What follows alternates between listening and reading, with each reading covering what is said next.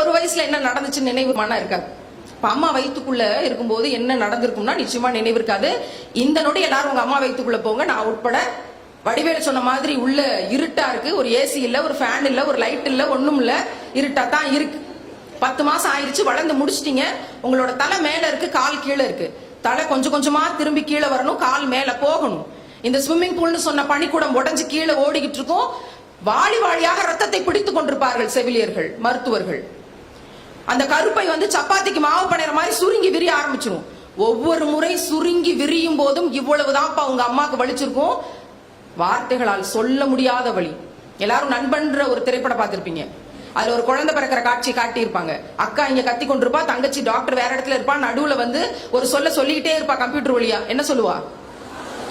All is well குழந்தை பிறந்த பின்னாடி சொல்றது, குழந்தை பிறக்கிறதுக்கு முன்னாடி புஷ் அப்படின்னு சொல்லுவா. நல்லா படம் பார்த்திருக்கீங்க, வாழ்த்துக்கள். புஷ் புஷ்ன்னு சொல்லுவா. என்ன இவ்வளவு வலியை தாண்டியும் ஒவ்வொரு அம்மாவும், உங்களோட ஒவ்வொரு அம்மாவும் தன்னுடைய மூச்சு காத்தை எல்லாம் இழுத்து அடக்கி அழுத்தி உங்க தலையை நோக்கி தள்ளணும். அப்படி தள்ளுகிற போது எந்த கண்ணுக்கு தெரியாத துளையின் வழியாக மாதந்தோறும் ரத்தம் கசிந்து 3 நாட்கள் ரத்தம் வெளியேறி கொண்டிருந்ததோ அந்த துளை கொஞ்சம் கொஞ்சமாக விரிந்து பெரிதாகி 2.5 கிலோ 3 கிலோ உங்க தலை வெளியில வர்ற அளவுக்கு இவ்வளவு பெரிய துளையாக மாறணும். அப்படி அவளால மூச்சு காத்தை அழுத்தி கொடுக்க முடியலன்னா அந்த அம்மாவும் செத்து போயிருவா, அந்த குழந்தையும் செத்து போயிருவா. ஆனா எந்த ஒரு அம்மாவும் இவ்வளவு குடங்குடமா ரத்தம் ஓடிக்கொண்டிருக்கு, இவ்வளவு வலி என்னால தாங்க முடியல, என்னால மூச்சை அழுத்தி வெளியே தள்ள இயலாதுன்னு சொல்ல மாட்டா. ஏன் தெரியுமா?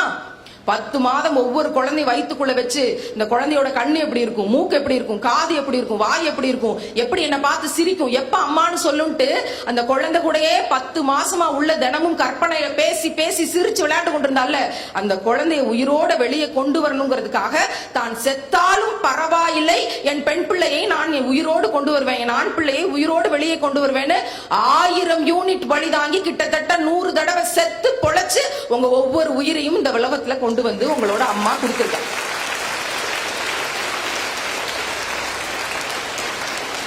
இங்கேயும் அறிவியல் என்ன சொல்லுது?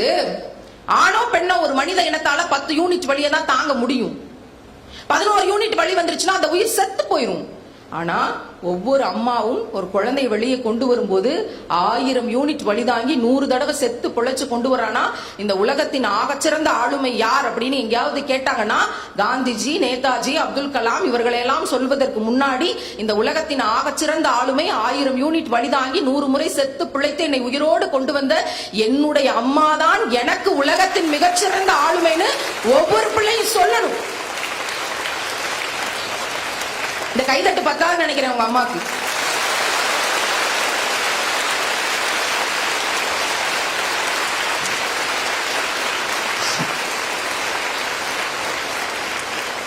உலகத்தின் சிறந்த அதிசயம் ஒண்ணு இந்தியாவில் இருக்கு. என்னன்னு கேட்டா தாஜ்மஹால்னு சொல்லுவோம். என்ன கேட்டா சிமெண்ட், செங்கல், பளிங்குக்கல், சலவைக்கல் கட்டிடங்கள் எல்லாம் அதிசயங்கள் கிடையாது. எது தெரியுமா அதிசயம்?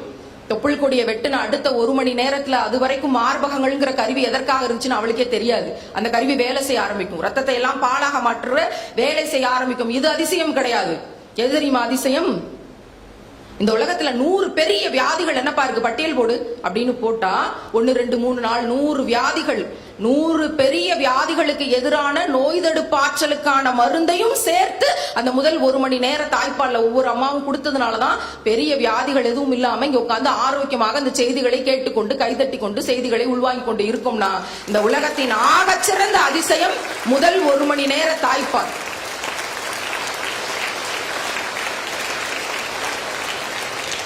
இவ்வளவு தூரம் கைதட்டுறோம், இவ்வளவு தூரம் அம்மா அப்படிங்கிற ஒரு பெருமையை நினைச்சு உள்வாங்குறோம், இவ்வளவு தூரம் கண்ணீர் சிந்துறோம். இவற்றையெல்லாம் கேட்டு எத்தனை பேர் அம்மா சொல் பேச்சை மட்டும் கேட்கிறோம்?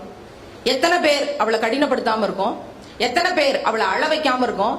படின்னு சொன்னா உனக்கு ஒரு வேலையே இல்லையான்னு எத்தனை பேர் கேட்காம இருக்கோம்? நாங்கெல்லாம் காலேஜுக்கு போயிட்டு எங்களுக்கு எல்லாம் தெரியும், எல்லா அறிவாற்றலும் இருக்கு, செல்போன் வந்துருச்சு, உலகமே என் கையில இருக்கு, FB இருக்கு, வாட்ஸ்அப் இருக்கு, எனக்கு நீ அம்மா தேவையில்லை அப்படிங்கிறது வெளிப்படையா சொல்லல, அவ்வளவுதான். ஆனா முக்காவாசி இங்க நடக்கிறது எல்லாமே அப்படித்தான் இருக்கு. நான் பல அம்மாக்களிடம் பேட்டி எடுக்கிறேன், அனாதை போலதான் உணர்கிறேன் அம்மாக்கள் எல்லாம் சொல்றாங்க. இன்னைக்கு வீட்டுக்கு போவீங்களோ இல்ல ஹாஸ்டல் இருந்து அம்மாட்ட பேசுவீங்களோ, போன்ல பேசினாலும் சரி, நேர்ல போய் பார்த்தாலும் சரி, அம்மாக்கு ஒரு முத்தம் கொடுத்துட்டு ஒரு சாரி, ஒரு தேங்க்ஸ் சொல்லிருங்க. அம்மா இவ்வளவு தூரம் கடினப்பட்டு என்ன பெத்தெடுத்த காட்சி இன்னைக்கு கற்பனை பண்ணி பார்த்தேன், சபரிமலா அம்மா பேசினாங்க, அதுக்காக தேங்க்ஸ். இனி எந்த சூழ்நிலையிலும் உன் கண்ணில் கண்ணீர் வர்ற மாதிரி நான் நடந்து கொள்ள மாட்டேன். தெரிஞ்சோ தெரியாமலோ நடந்து கொண்டிருக்கேன், அதுக்காக ஒரு சாரின்னு சொல்லிட்டு ஒரு முத்தத்தை கொடுங்க. இன்னைக்கு அப்படி நீங்க பேசும்போது உங்க அம்மா மறுபடியும் பிறந்து வந்திருப்பா. அந்த சிறு மகிழ்ச்சியை ஒவ்வொரு பிள்ளையும் கொடுக்கணும். நீங்க முத்தம் கொடுப்பீங்களோ கொடுக்க மாட்டீங்களோ, சாரி தேங்க்ஸ் சொல்லுவீங்களோ சொல்ல மாட்டீங்களோ, அதை பத்தி எனக்கு கவலை இல்லை. ஆனால் என்னோட அம்மா கண்ணில் கண்ணீர் வர்ற மாதிரி என் வாழ்க்கை இருக்காது. என் அம்மாவை கஷ்டப்படுத்துற மாதிரி இனி எந்த சூழ்நிலையிலும் நான் நடந்து கொள்ள மாட்டேன்னு உறுதிமொழி எடுத்துக்கோங்க.